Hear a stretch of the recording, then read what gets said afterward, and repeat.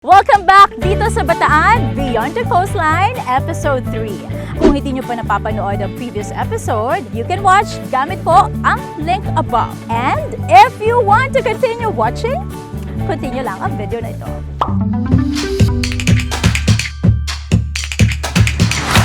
Hello everyone! I'm Mika Paharas and welcome to another episode of Dito sa Bataan, Beyond the Coastline. Sabi nila, hindi ka pa daw nanggaling dito sa Bataan kapag hindi mo pa natikman ang sikat na breakfast, lunch at dinner, ang tuyo at tinapa. We're here today sa Bataan School of Fisheries kung saan matututo tayo ng fish capture, fish culture at fish processing. At alam nyo ba na ang Bataan School of Fisheries ay nag-iisa dito sa probinsya at ito ay itinatag noong 1971. So tara na at samahan nyo ako today!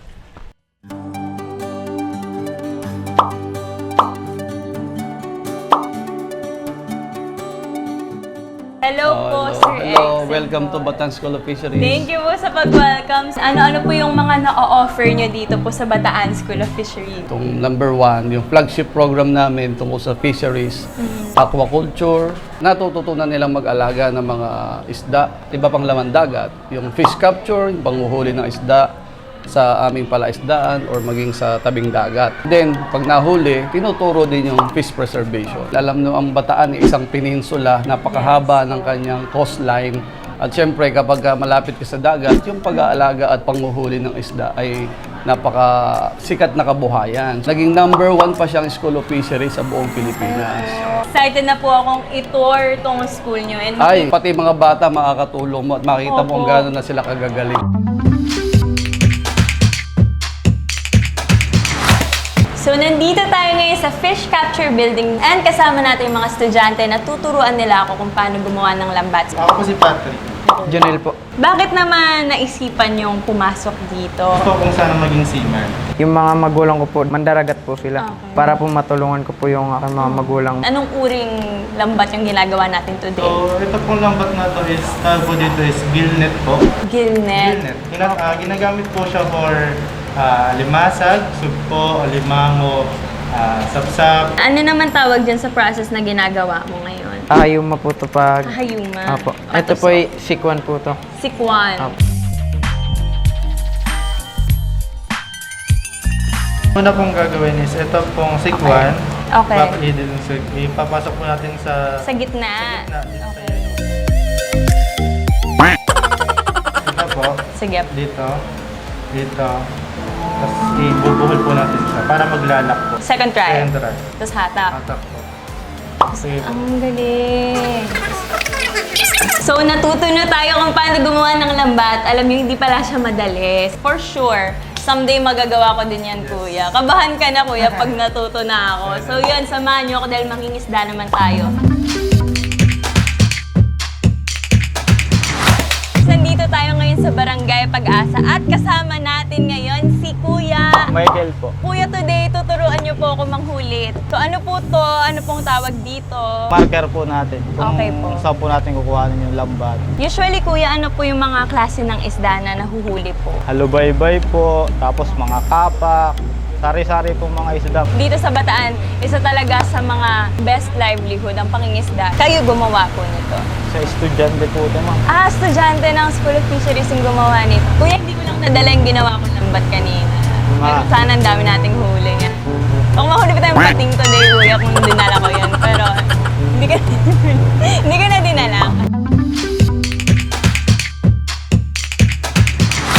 So ano tong first step na gagawin natin? Ito, ihulog po natin yung plug, yung pinaka-marker po natin. Pangiti-ngiti lang ako dito, pero kabado na ako. Doon. Ayun! Kuya, kailangan ba tulong? Hawakan mo lang. Anong gagawin ko, kuya? I-release mo lang siya. Ayan. Okay. Marunong na ako magbagsak ng lambat. Kuya, madami tayong mahuli ngayon, feeling mo. Madami Madami. Hindi siya masyadong madali. And yun, naantayin na lang namin kung ilan yung mahuli namin. Feeling ko naman successful to.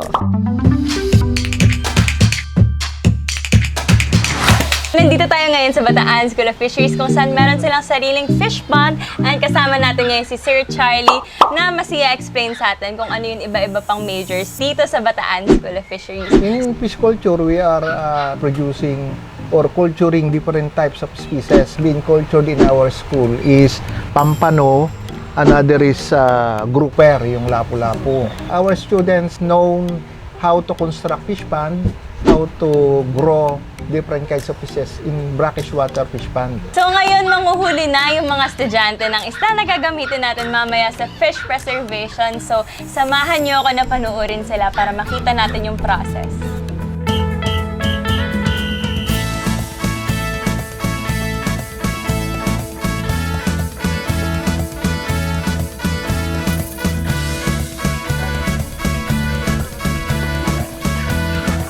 Ayun, ang galing ni Kuya.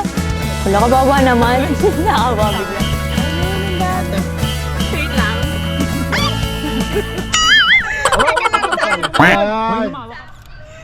Oh my God, Mika! Congrats! Ang lakit at taba niya na!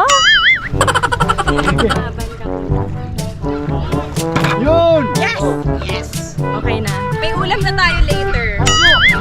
Laban! Grabe, kakaibang experience to today.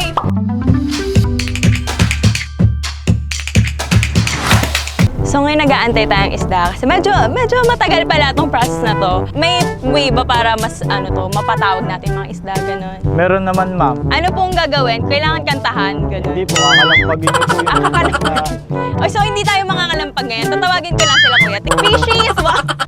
Mga isda! Let's go! Swim here! Wow! Dito po ang way. Ano yun? Look at this stuff. Char lang. Baka umalis na yung mga isda. Sige, Kuya, hindi na ako kakanta. Baka umalis sila eh.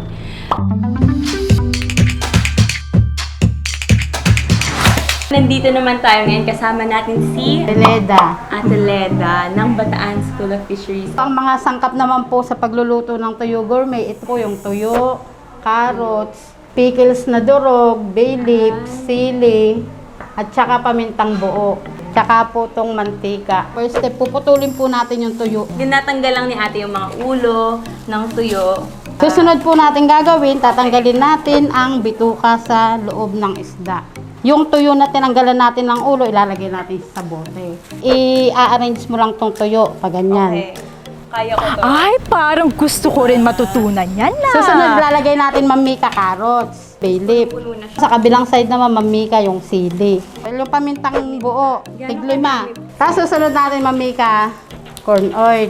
Hanggang dyan lang yung oil natin. Sorry. Ito pa yung pickles na durog, lalagyan pa natin. O, diba? Natapos na natin. Ang ganda po. Parang gourmet talaga siya. Wow! Ayan, natakpan na natin mamika. Pagtatapos Okay po. natin siyang takpan mamika, dito na natin siya lalagay sa pressure cooker. So, isasalang lang namin to ng 1 oras. See you in a bit.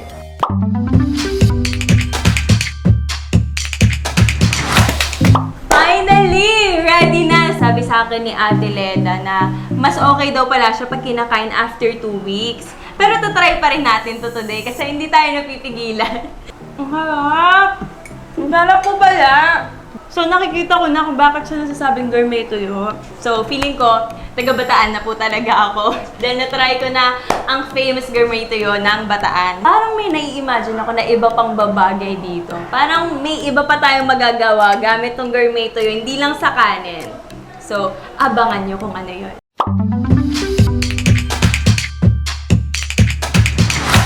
Sa 188-kilometer coastline ng probinsya, mapa-water activity, livelihood, pagkain o pasalubong, siguradong meron yan dito sa Bataan.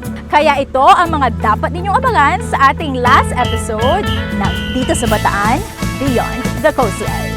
Ito, ay nakakaloka. Parang master chef na tayo. Hando ko. So, Hindi pa pala deboning yung ginawa. Hindi pa yun. Nasa mamahaling restaurant.